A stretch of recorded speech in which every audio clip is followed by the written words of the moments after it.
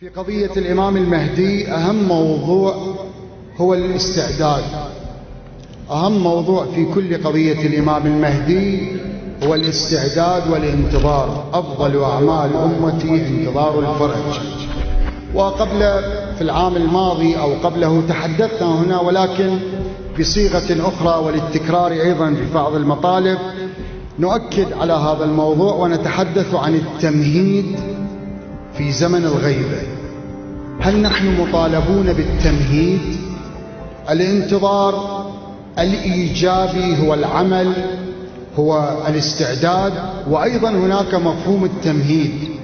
نعم، التمهيد للظهور، التعجيل، بناء الأرضية، إيجاد الأرضية هو تكليفنا، تكليف كل أتباع أهل البيت والمسلمين.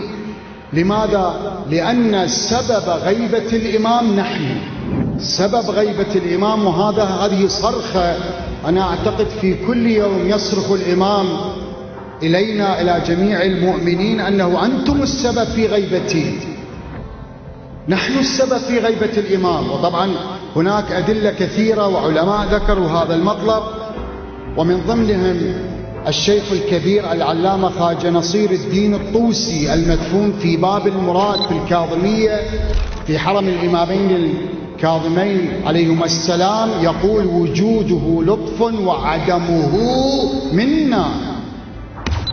عدم وجود الإمام منا بسببنا.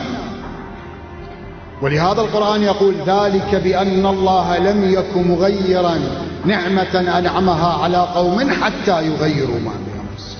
النعمة لا تزول إلا بسببنا، والنعمة لا تعود إلا بسببنا. والآية الأخرى أن الله لا يغير ما بقوم. الآية الأولى لا، ذلك بأن الله لم يك مغيرا نعمة. النعمة عندما تزول، والإمام زائل عنا وهو النعمة الكبرى، نحن السبب، هو المنتظر لنا، هو الذي ينتظرنا. هذا بحث كلنا يجب أن نفكر فيه ونجد أنفسنا أين نحن من الانتظار، أين نحن من التمهيد. إذن علينا بالتمهيد أن نعجل الفرج، ليس فقط بالدعاء، أن نعجل الفرج بالعمل.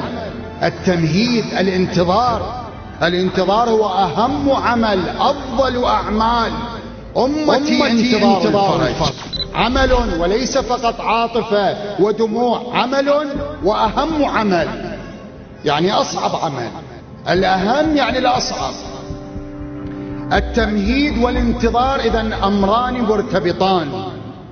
التمهيد الحقيقي إذا تحقق للإنسان يعني يصبح منتظر، والمنتظر إذا أصبح منتظرا حقيقيا يعني يكون ممهدا لظهور الإمام عليه السلام. الممهد إذن هو الذي يصلح نفسه أولا، ثم أهله، ثم أقرباءه، ومنطقته، ومجتمعه، وشعبه، وأمته. لأن السبب نحن، بسبب الذنوب، لا أبالية، التقصير، فقط مكتفين بالدعاء ونخلينا على راسنا، هذا قطعا غير كافي لظهور أهم منجم وأهم ثورة عالمية عبر التاريخ.